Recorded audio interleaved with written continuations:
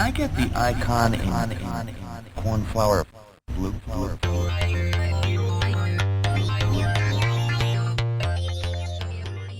Hey everybody, welcome to episode 6 of the Can I Get That Software in Blue podcast. I'm one of your hosts, Chad Tindel, and along with me is my esteemed co-host, Steve Mayzak.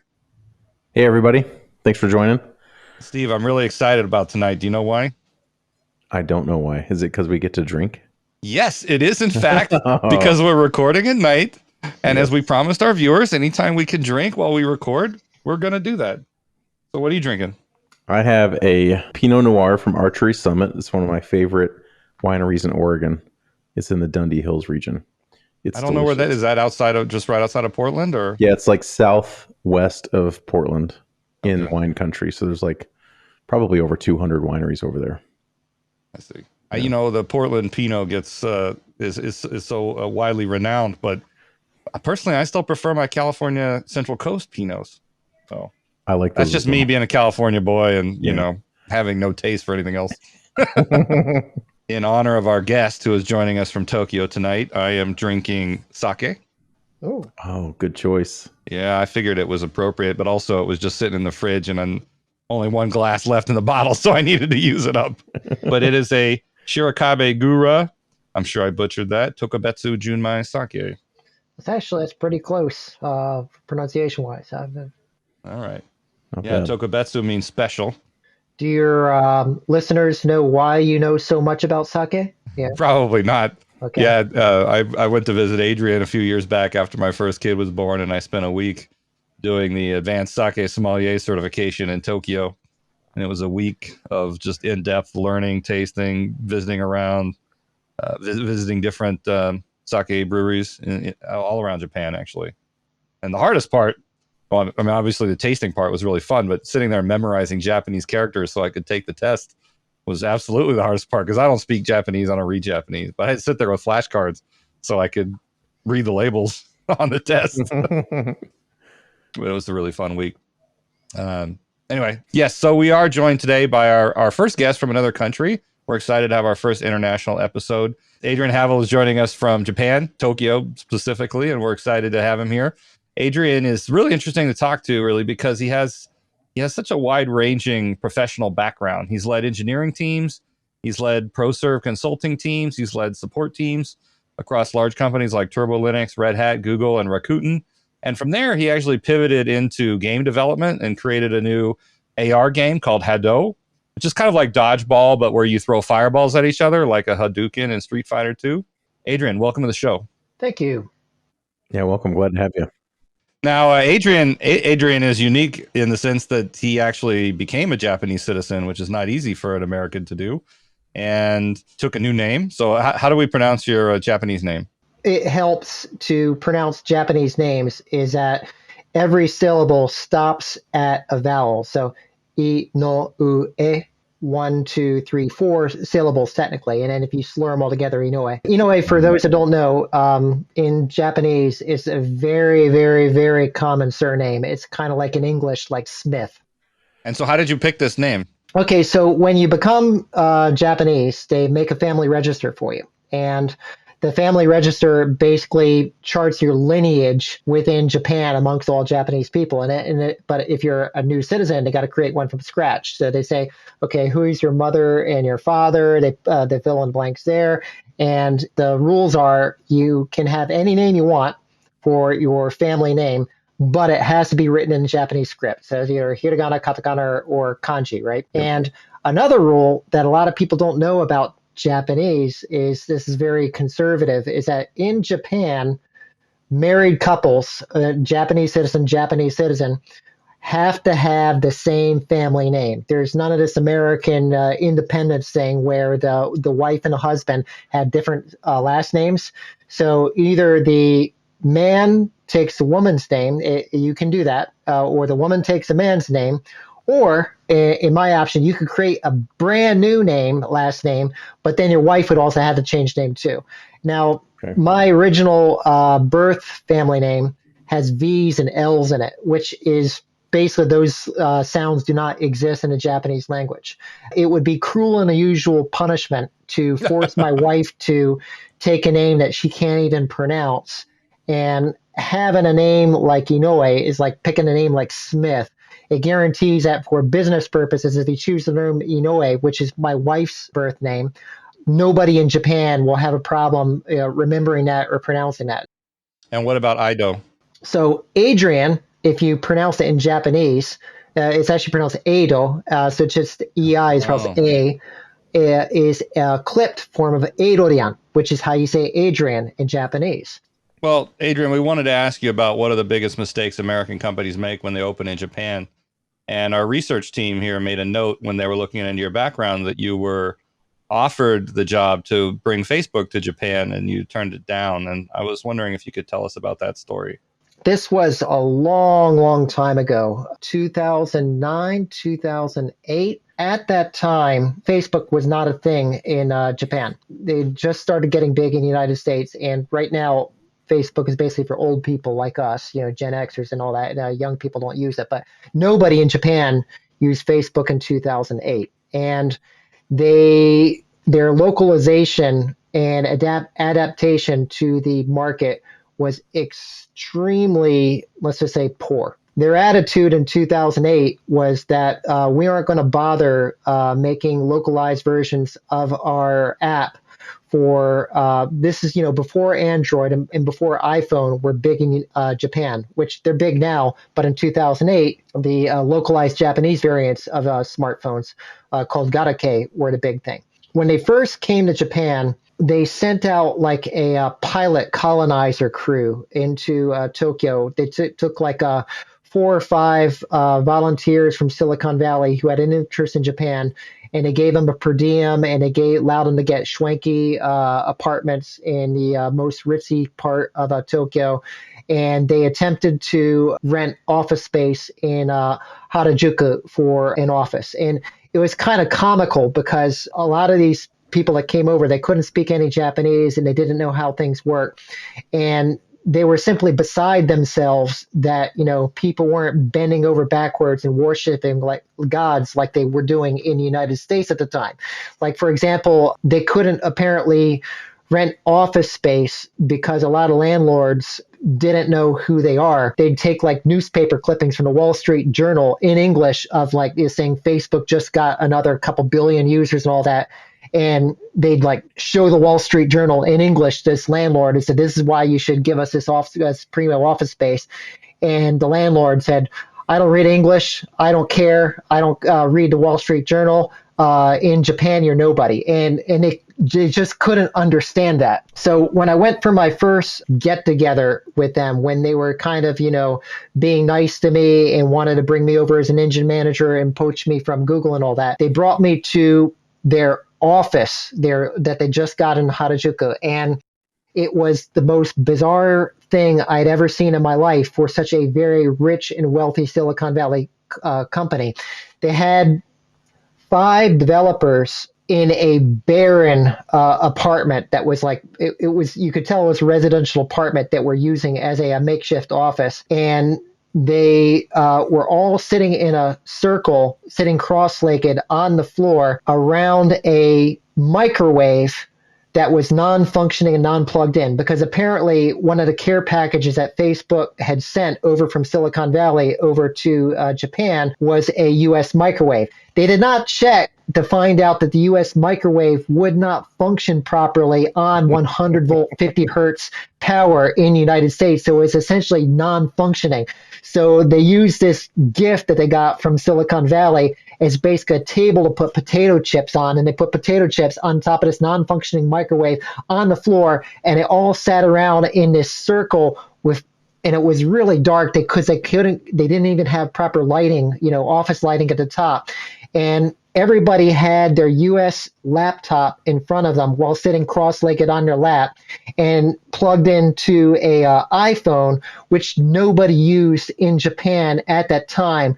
And they were trying to make a Japanese version of Facebook for the iPhone. And I was like, and this is like, before the iPhone 4 and all this is like the original iPhone that I don't even think the App Store existed back then or whatnot. I was like, you know that nobody in Japan has an iPhone. It wouldn't be for a couple of years later until SoftBank would go full shebang at it and get a properly localized version of it. So why are you wasting time making a Japanese version for a phone that nobody is currently using? And you're like, oh, well, iPhone is the future and all that. And now they were right, but they were not right for 2008. So that stubbornness in developing for a version when they probably had to throw out all that code when the latest version of the App Store came out and all that probably cost them about I'd say 3 to 4 years of lost time in terms of market penetration, where if they were more pragmatic and, focused more on the Japanese market, which was very, very different from the U.S. market at the time, they probably could have won over the market a lot faster. But anyway, it was what I saw in that apartment and all that. And I was like, well, maybe it'll be number one someday, but it isn't going to be this year. It isn't going to be next year. And it isn't going to be a year after this. Whereas Google was finally learning the error of their ways because they made the same mistake. They came in with the Silicon Valley arrogance of universal standard, and we're going to shove it down all the other countries' throats because we're number one, and eventually, you will be assimilated. When that didn't happen as fast as they wanted to, Google realized that, okay, we actually got to get people in the Google Japan office that were born and bred here and understand the market better and be a little more conciliatory towards markets other than the US. Google learned its lesson, I'd say around 2008, 2009, and started getting on the localization bandwagon. Facebook was much later. They eventually won, but I would argue that they could have won over the Japan market a lot faster if they were a little bit more conciliatory to the Japanese market. It's fascinating. I've seen a few American companies go in and make some mistakes in Japan. I didn't know there were mistakes at the time because I was one of those people, but I've since learned a lot about the local market, and I'm sure I have a ton more to learn. Adrian, I remember when I first went to Japan, I had been really excited to see the phones that they used because they had TV antennas on them, and they all looked like those old Nokias that were like the book phones where you open them up and they had the keypad and everything. Are those still around, or is that pretty much been replaced by modern day smartphones? I think as of 2020, 2021, they no longer exist. There were some holdouts for a long time. I think it's clear for at least people that have made it this far that there are mistakes that American companies make in Japan. But is there also the same thing that happens when Japanese companies try to come to the States or to Europe? I mean, there's some really good examples of very successful Japanese companies in the States. But are there mistakes that you've seen Japanese companies make? So I worked for a big international conglomerate that was pretty big in Japan. It still is, and they do everything from professional baseball teams to credit cards to banking to stock markets. And they were huge in Japan, and they compete with like Amazon. They have their sights set on world domination. They originally tried to jumpstart their e-commerce presence in the United States by, for example, buying up M&A things like buy.com and all that, and then relabeling them with their brand. I just told him one of the acquisitions so he could easily figure out what company I'm talking about, but I'm not going to say their name out loud. It turns out just because you're number one in like Japan doesn't mean you can easily go into another market, like especially the United States, where you already have massive monopolies that control that space. What we call I don't know if you use this acronym in the United States. You ever heard of GAFA? GAFA? Ring a bell. Mm-mm. Google, Amazon, Facebook, Apple. Oh yeah, we say the FANG stocks: Facebook, Apple, Amazon, Netflix, and Google. If you're going to the United States with the intent of going against GAFA, I mean, even if you dominate in Japan, man, going against GAFA is a tough order. I would not wish that upon anybody. That is a tough fight to win, even if you got a lot of money to back it up. Is the same true in reverse, like when Google came to Japan, or Or is Google the default search engine in Japan now? They are the default search engine in Japan now, but they did not win as quickly as they wanted to. When I first joined Japan and Google Japan in 2008, for about 2 to 3 years, they were still getting their butts kicked by Yahoo Japan. And there were a lot of truisms that Google stuck to in 2008 that did not work in Japan. Like, for example, in 2008, Google they didn't do hardware at the time. They were completely allergic to doing any type of advertising or marketing, whatever. They're like, our search engine is so darn good that we rely on viral word of mouth, and people will just say how good the Google search engine is, and then everything will just automatically take care of itself. That's how I heard about it. I'll never forget hearing about it. Someone at work told me about it, and I tried it for a software problem, Yep. and I found the answer immediately. Right. I was like, I'm hooked. I'm in. That was like 2001. Right. Yeah. And that was the same for me too. And that truism was true for the United States, but when they came in and they were the new guy in Japan, they came in with that same kind of arrogance as that, oh well, all we got to do is if you show, they will come. Like, to them, like, the blank white screen of Google's search engine was like intimidating, whereas ironically the Yahoo screen, which is very cluttered and had all these services everywhere, all around the search bar and all that, was considered by a lot of Japanese consumers to be more user-friendly. Silicon Valley Google could not comprehend that. And they're like, well, Japanese consumers are idiots, and if we wait long enough, they will see the light. The marketing that Yahoo would put out, or like you'd see in TVs that would like compare Google Japan versus Yahoo Japan, they would mock Google. They would say, well, your relationship with Yahoo in Japan and Google Japan is like this. So Yahoo Japan is like your best friend, where if you don't really understand anything, they'll hold your hand and they'll explain things nice to you. And Google Japan is like that snotty kid where if you ask them a question, they'll tell you the answer, but then they'll make fun of you and they'll look down on you about it. That was how to describe the Google UI in Japan in 2008. Do you think there's a psychological reason why they didn't like the clean white background and interface of Google? Like, it somehow made it feel like it was not a complete product? You would think that the traditional Japanese aesthetic with like certain things about how everything is really clean and minimalistic and a wabi-sabi and all that, you would think they would prefer the clean interface. Web sites in Japan compared to sites designed for an English audience, they tend to be very, very heavy on information overload. Now, that has changed recently, but that is a new phenomenon.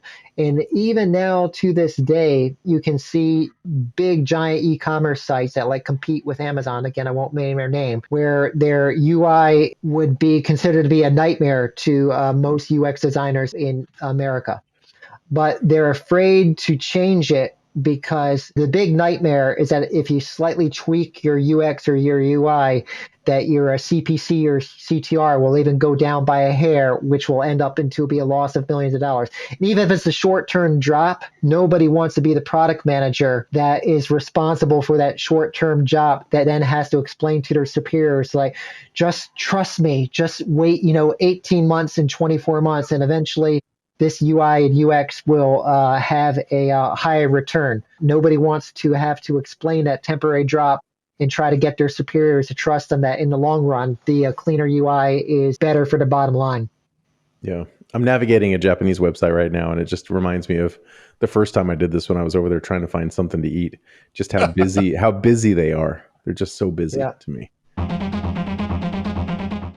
Usually we do what we call a segment called the 10K breakdown, but we're not going to do that this week. Adrian wanted to talk and have a discussion about the IPO market in Japan and how it differs from the IPO and also just any kind of exit market in the USA. He gave us an article, which we'll put in the show notes, about the current IPO landscape. And let me just give some numbers from this article to kind of set the scene for our discussion. 70% of exits in Japan come from IPO, where 90% of exits in the USA come from mergers and acquisitions. And the joke is the Japanese IPOs are really Series B rounds. The requirements to go public in Japan are easier to meet compared to that in the United States. And the median revenue of companies listing on Mothers, which is a trading market for emerging companies and startups, is $22 million, raising $11 million in their initial public offering. So that's quite different from what we see here. In fact, Steve and I have a couple of friends who have recently started working at Neo4j, which is a graph database company. And today they just announced the largest private funding round for any database company in history, a $325 million F round that values them at over $2 billion. So that's basically the opposite of what this article is talking about in Japan. And the point that you made about no product manager wanting to take the risk of changing the user interface and maybe having a decrease in revenue that is quote unquote their fault. One of the things that this author pointed out, by making exits based on M&A impossible, nearly impossible, Japanese startups are really left with IPOs as the only way forward. Yeah. And Japan in general is a risk-averse nation. Failure overall is not something to be celebrated as a rite of passage, which again is like the opposite of Silicon Valley, where we want people to experiment, we want people to try, and we would say if you're not failing at all, you're not innovating enough, you're not trying hard enough to be new and try new things. So that is quite a polar opposite cultural difference. So is that kind of how you see things there in terms of this? Oh, yeah. The gaming company that I used to work for, they were trying to IPO. We got the equivalent, what they call to be a Series B. I mean, here I hear about companies doing $15 million A rounds now, Yeah. When I joined this startup, there is an industry in Japan now that kind of supports the startup market, where they gather up a bunch of investors, and they tend to be big blue chip companies that say, oh yeah, we'll throw in a 10 million here and all that. In addition, they'll get a couple million from the Japan bank that encourages startups and all that. They say this would-to-be 22-year-old CEO says, hey, I got this great idea for making this virtual reality game. I want to make a startup and all that. And after they bet the guy is having some potential and collateral and all that, they will basically give you a kit to say what you got to do at certain places to get your Series A, Series B, Series C. The amounts that you get for your Series A and Series B and Series C, when you compare it to what a startup in the Bay Area in California would get for a Series A, Series B, even if the company had no revenue and all that, I'm aware that that's changing and all that, is just minuscule. The company that I was joining, they were bragging how about they just completed their Series B evaluation, and the Series B was just the equivalent of a few million US dollars. And I was looking at that. I was like, that Series B, we have 30 software engineers that won't pay for payroll for less than a year. And you call that a Series B? Everything in the process is a couple steps down in scale from what you would think the numbers should be compared to the United States. And is that because of this fear of failure, fear of shame, not wanting to take risks, all of that? I think that's a part of it. The fear of failure and all that is something that used to be a lot bigger deal 10 years ago than it is today. But it's still fair to say that Japan as a whole, even in the internet and even in the startup, is far more risk averse compared to a typical United States startup. Like a lot of United States startups, where you would say that, oh, let's not worry about revenue and let's just figure out growth. I know that's fallen out of favor recently in the United States in 2020 and 2021 for a bit. It has never been in favor in Japan.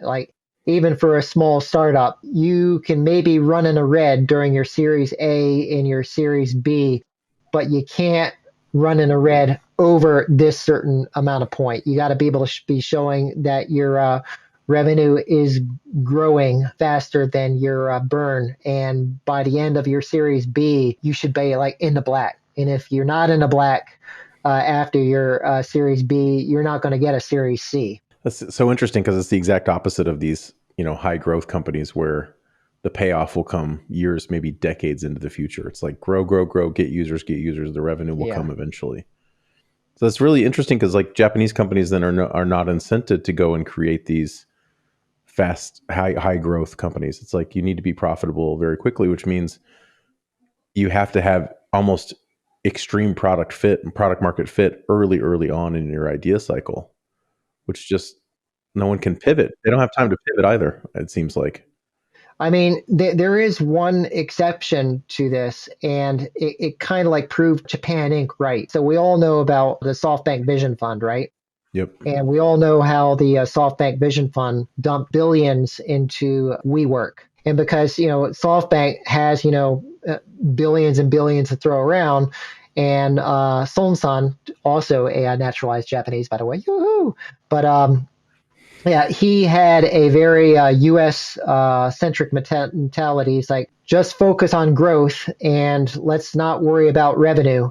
It kind of proved the conservative bean counters right. And they say, look what happened. SoftBank dumped billions upon billions into this real estate company masquerading as a internet company, dumped the equivalent of a couple of countries' GDP down the drain. Well, I don't know. I mean, they might have lost a few $1 billion in a write down on WeWork, but they made $45 billion net income last year. You could point at one mistake, but any portfolio is going to have losers and winners. Well, let's talk about this gaming company. So you guys created this augmented reality video game and you actually created a league for teams to compete in. Yeah. It's not some online esports game. It's a physical game. You got to move around sort of like a basketball court or something like that. And there was a physical arena with spectators too. Yeah. So the spectators had AR on and they could see the fireballs just like that was a future option. So what they did was in the arena, if you've ever been to like a basketball game or a hockey game in the United States, they got the big Teletron at the top of the screen. Yeah. So what we did at the time was we displayed what you would see in the AR goggles on the big screens and all that, so they could get a sense of seeing the fireballs that you couldn't actually see by looking at the physical players downstream. The future plans, of course, was to do everything so that all the spectators as well would be able to use their own portable smartphones, and inside would be able to see that. In order for that to scale, you had to have a lot of pieces come in, because most people know that smartphones, cell towers, and even Wi-Fi doesn't scale to thousands of tens of thousands of people in a very small location. The protocols were not designed to do that. 5G technology is designed to have micro emitters in like local arenas and all that, which is designed to do exactly just that. The 5G also allows you to basically people to use their handsets and get a high bandwidth, low latency experience in a high density population. There is a particular mode within 5G where you can put augmented microsites to allow, for example, a system where you need to transmit a lot of high bandwidth data to a lot of people in low latency in like a thing like a sports arena. That's something you can't do with 4G, but it's something that 5G allows, and that was something that we are banking on in the future to be able to do. There are physical players in this, and there's a physical arena with a lot of people in a high density. Guess what happens when something like highly contagious pandemic occurs? Yeah, that really messes up your business model and your revenue stream for it. So that is what happened to that company, regrettably. And if you think about what I just said about after your Series B, you're expected to be in a black pretty darn quick. That presented big challenges for this startup, and that you had COVID occurred, so you could no longer have spectator sport, and a combination of the pressure of going black by the time of your Series C, that made things difficult for that company. Did you guys open up the league in the United States too, or was it just Japan? We had a few affiliates and some chains. I think one chain in Texas that licensed our technology. When we had teams that competed from all over the world, including UK and the United States, for the grand tournament, we would take the best players at these affiliate sites in like the United States and UK, and we would let them come to Japan to compete during the final tournament. And they would live stream broadcast the tournament on YouTube. Growing up, well, you think about like Back to the Future, right? In 1985, Marty says, "What are you talking about, Doc? All the best stuff comes from Japan." And Japan was the pinnacle of high tech everything when I was a kid. And now it feels like, everybody has a Google phone or an iPhone. These are American things. So how do Japanese view themselves as far as being technologically advanced? Is it the same? Has it gone down? Do they still view themselves as being very technologically advanced? I mean, I'm not saying they aren't. I'm just saying things have obviously changed from where they were 30 years ago. So how is the viewpoint changed? It's not Back to the Future and all that. So a typical pattern that Japan will do is they will make a technology that is way ahead of its time, like the Shinkansen or at the time before the iPhone and the Android existed, the phones that they had, which actually you could install apps on and do the internet and all that existed. Yeah, they were amazing.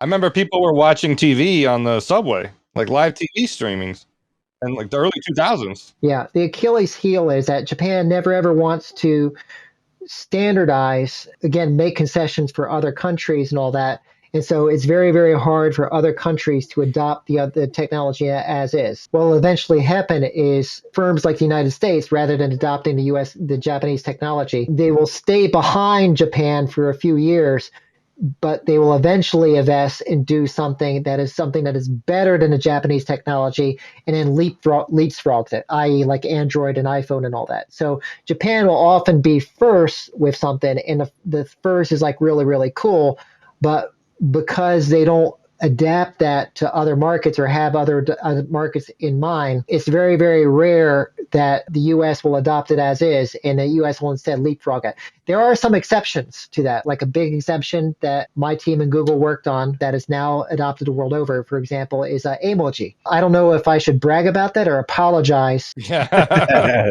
maybe both. That was a very, very, very Japanese tech that managed to escape out of the confines of Japan. And the reason it was able to do that is because Google Japan worked really hard in making that Japan-specific technology. They submitted to the Unicode, and that was a big part. Once it was submitted in Unicode, then all the operating systems like Windows and iOS and Mac OS started adopting, emoji natively because it was in Unicode, and that allowed it to spread to other countries. But I would argue that's an exception rather than the rule. Every once in a while it happens. Adrian, I've been selling and working in Japan off and on for about 8 years now. And I was curious, having hired there and been there for, professional reasons. And I also worked for a Japanese company called Roland, which made me laugh when you said that L's and V's are not really existent in Japanese language. And Roland has an L in it, and their flagship synthesizer, modern day synthesizer, is the V synth, which is probably just kind of cracks me up.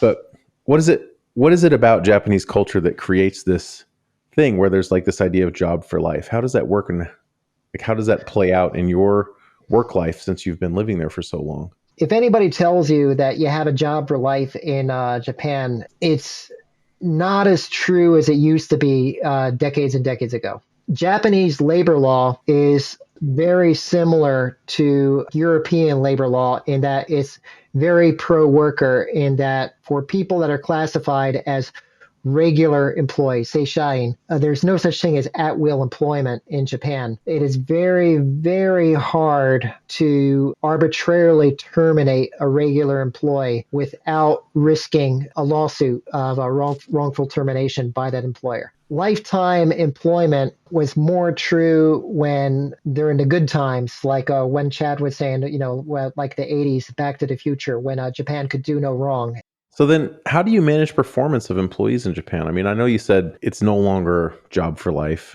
everything you just said notwithstanding, like Can you just do regular performance management, like set up, MBOs and OKRs? A lot of so-called GAFA and all that, they try to do the same system that they do in the United States, where they have the PIPs, the performance improvement Yeah. plans, which is basically a CYA method. When you get put on a PIP, obstinately, it's to prove your performance and make a better employee. But everybody that is in the know knows that 90% of people that are put on a PIP never ever escape from it. They're designed so you just can't win.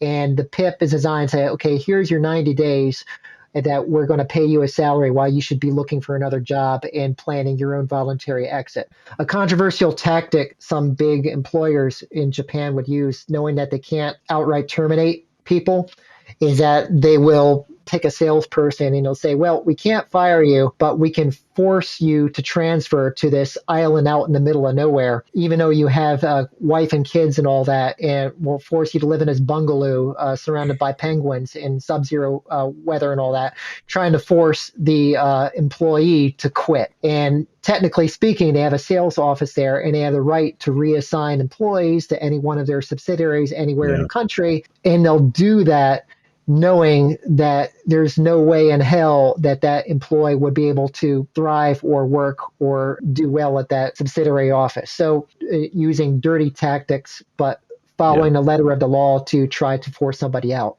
All right. Hey, one last question for you. So, with your background, Chad and I's background, we've all worked for open source companies. And, one of the famous things with open source companies is this bottom up sales motion where open source is your distribution model. And then to fund the future of that open source project, you create a commercial entity around it and you build commercial features, all that stuff. Does that bottoms up sales motion work in Japan just like I've seen it work in the US and Europe? Is it the same, or is there subtle differences that companies should be aware of? Well, it works, but you need to understand your competition in Japan. Open source software, all the successful business models that work, for example, Red Hat and all that, their basic theorem is that as long as the software is complex enough, for example, a database, an operating system, and all that, then it doesn't matter if you give away the software for free, because the software is complex enough that you have to have services. And an enterprise that is risk averse is always going to purchase those services. But it's also dependent. I think this is where Steve was really going. It's dependent on the bottoms up people being allowed to make a decision to use that technology in the first place, which then leads to, oh, now we're using it. We got it. Now we need to buy a subscription for it or whatever. So, does that happen anymore though? I mean, once upon a time, I mean, to me, Linux is so ubiquitous that, it's pushed from the top down now. Yeah, but at the time it wasn't. So I mean, did it get bottoms up acceptance in Japan? Did engineers just start using it and then it's like, oh well, now we need to buy a subscription, or how did that? I would argue that in Japan, and again, this relates to our earlier conversations, because they tend to be a laggard. They waited until it got to the point where Linux was no longer this communist technology that was rip off of Unix, as it was considered, back in the early 2000s, and was basically a cheaper way of doing Unix. Once it started being recognized by the top and being pushed by the top down in the United States, then Japan started pushing Linux from the top down. A big difference between the US market and the Japan market: the vast majority of the professional consulting market is done by what's called SIers in Japan. SIer is an abbreviation for system integrator. Yeah. So it's a one-stop vertical full stack shop. And a company, for example, will go to a famous SIer like Sios, or it'll be a brand name like Fujitsu and all that, and I'll say, hey, we need to get on this technology thing. And this SIer will make your whole stack for you, where they will choose your hardware, and they will, including the cloud layer, and they'll also choose all your software components, and including your open source components. Okay. And it's very, very hard for an independent consultant to break into the Japanese market, because a lot of these old school firms have these agreements with their SIers where they won't trust a consultant that comes in with a bottom up that says, hey, let's use this open source technology, it's revolutionary, it'll helping all that. They will only choose open source technology if the SIer gives its blessing. Okay. And the SIer will be paying attention to trends that are happening in the United States. Some of the very biggest companies, they will have their own subsidiary within their corporate infrastructure that will be their in-house SIer. Japan Airlines has a subsidiary, if you look at its big org chart, called JAL Infotech. They basically choose the entire tech stack from the bottom layer to the top layer for everything that JAL does. It's very, very hard, even for a huge player like, for example, Red Hat or IBM, to break into that. What will often happen is the SIer will farm out to like Red Hat, or what's now known as IBM, and fill in portions of that stack. And then the SIer will take the stack that IBM or Red Hat contributed to, and they will present that to as the master full stack solution to their boss. And since you mentioned cloud, what are the big cloud providers there? Is it similar here or is it different? Oh, yeah. So AWS is number one, Azure is number two, and what GCP is probably number three. And I think that's about the same as the United States. Well, what about local options? Oh, gosh. The only local option I did was not by choice, and that was in the gaming. It was Naver, which is a South Korean company. Oh, yeah. We were making an app for Naver's infrastructure, and they insisted we use their cloud as opposed to, the popular clouds that everybody loves and all that, which was just a huge pain in the butt because every engineer out there knows how to use AWS, GCP, or Azure. But, these one-off clouds, it was a nightmare. Is the adoption of cloud there as strong as it is in the States, where it's like cloud first, and then we're going to move as much as we can to the cloud, and we really don't want to be on-prem anymore? Oh, yeah. It's getting there. A lot of firms that are looking to cut costs and to basically axe their entire in-house IT staff. The bean counters have seen it from that perspective. It'd be nice if they saw the cloud as a way to increase revenue and increase innovation, as opposed to the conservative viewpoint, which is to reduce costs. You can have it both ways. All right. Should we bring this balloon back down to the ground, Steve? I think we should, yeah. Adrian, I want to thank you for joining us today. This has been a great conversation. It's our first international episode. Hopefully have many more international episodes. You're welcome. Yeah, good. It was nice to have you. Yeah, thanks, Adrian. Yeah, Adrian, hopefully your presence here today helps us grow our adoption of this podcast out of Thailand and into Japan. We need to expand into other parts of East Asia. And if anybody likes this podcast, we'd really appreciate it if you shared it. We are softwareandblue.com, our website. Our Twitter is @softwareandblue, and we're always open to ideas and suggestions for this show. And we hope to see you on the next podcast. Thank you very much. Thanks, everybody.